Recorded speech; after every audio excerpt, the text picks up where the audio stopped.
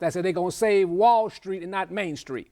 Now, and I'm going to give you a good example. You know, people are just stupid. I mean, here it is, and people say, wait, I ain't stupid. I said, listen, here we have General Motors. They go up to the Capitol. They fly up in their jets and stuff, and they have to grovel for 15 or 50 or 60 billion dollars. Now, listen, Wall Street, Goldman Sachs, Merrill Lynch, AIG. Yeah. They just giving people trillions of dollars. Yeah. The people, they hadn't even called up. Matter of fact, they gave Paulson what $750 billion with no oversight. No oversight. Just gave him the money. Just gave him the money. Yeah. And he said he was going to do it for one thing. He did another. They mad at him. Now listen, you can see then the people on Wall Street are blue line.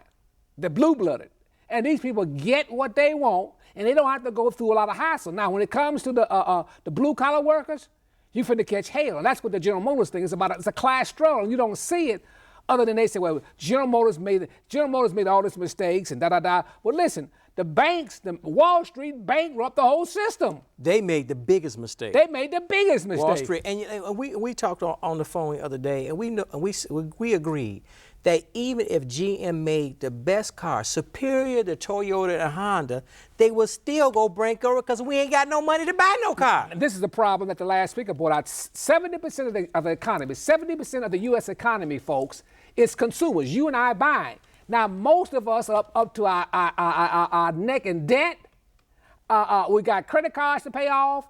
And basic utilities and a mortgage. We don't have, and there's not another ATM machine. You can't borrow no more money from your house. And the biggest thing, most people, and they're not going to forgive nothing. Most of us are afraid that we're going to lose our jobs. That's the whole point. We saw. I don't have any savings. I don't even look at my investments. I don't look, as I know if they're gone about 30-40%. I don't want to look at them.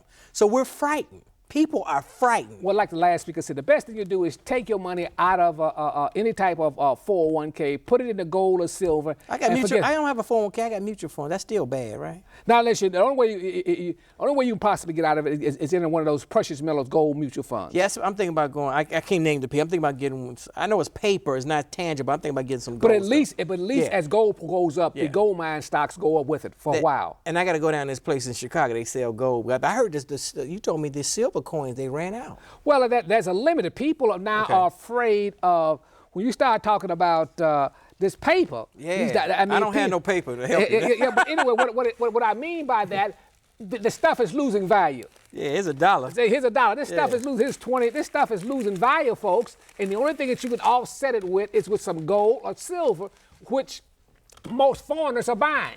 As a matter of fact, it's very hard for you to find gold and silver now. But they said earlier, you got to give my money back, but they said earlier that people are buying guns and safes.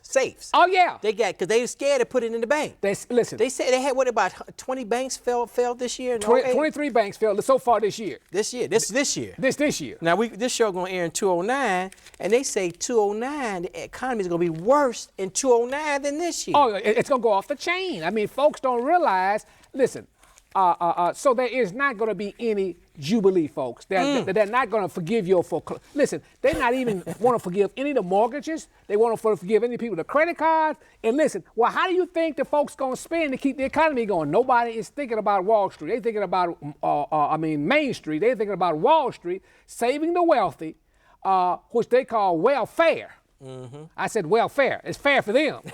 And they're going to do very well. Right. Because the rich, because when the stocks go down to nothing, they can buy pennies on the dollar. That's exactly. And even if they went up only 25%, they drop 75, only go back up 25, they still make billions of dollars. That's exact. Listen, cash is king, gold is king, and listen, the elitists never buy anything retail. They buy it wholesale, pennies on the dollar. Yeah, they're going to forget about that. Okay, we got another caller. You're on Viewpoint Live. Go right ahead. Hello. What's up? Hello. Go right ahead. Mark? Yeah, turn your TV down. Go talk. Okay, I got it down. Mark and Doctor, thank you very much. Hey, I listened to your program, Viewpoint. It's great. Fantastic. Hey, Mark, the people forget that Bush was never elected on both terms. And what Bush and Mayor Daley do, they privatize, they take all the jobs out, they bring in Walmart and NAFTA. And what's happening now, it's written, and the thing is, we, like myself, I don't have an investment. I'm working, I live check by check, and I'm not going to panic. I'm not scared. I think the people who have such large amounts of money have investments and have big corporations. And I just wanted to say thank you very much for expressing yourself on this show. I mean, it makes a lot of sense. You know, you put it together. Nothing. I try to read the newspaper of what's going on, and there's nothing in the paper. And the 10 o'clock news is the same old crap. Magazines don't tell you nothing, the truth. And this program, it touches right on the main topic. You're hitting right in the heart of it. And we can't get that in the media. The media is also gone, which the doctor always talks about.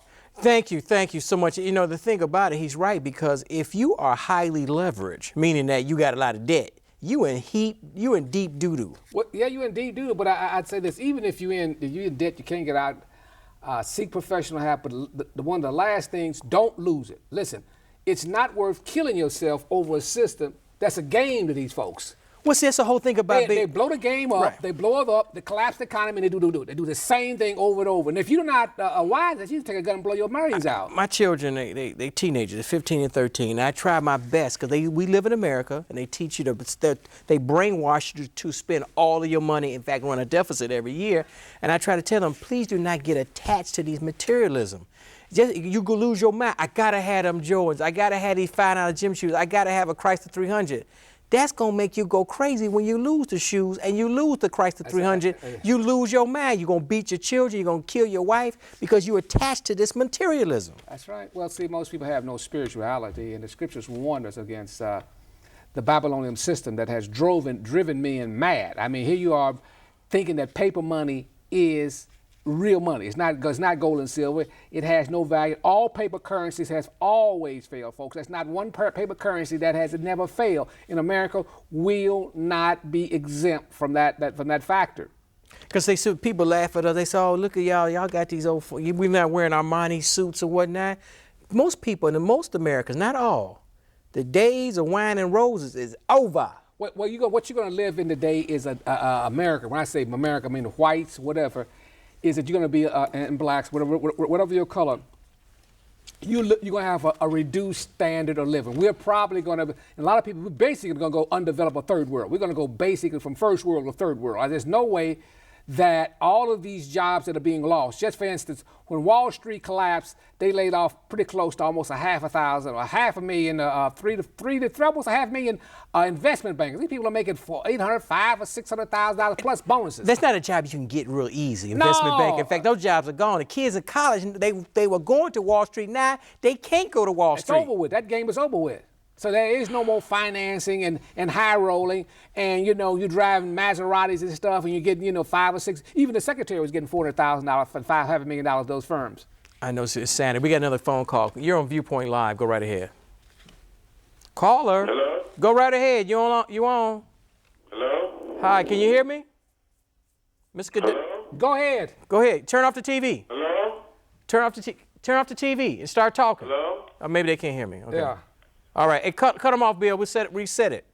Bill Godowski's in the control room. Whenever you're ready, Bill, just bring the caller in. The bottom line is that people, if you never had any money, if you never really had anything, you may not even notice there's a depression.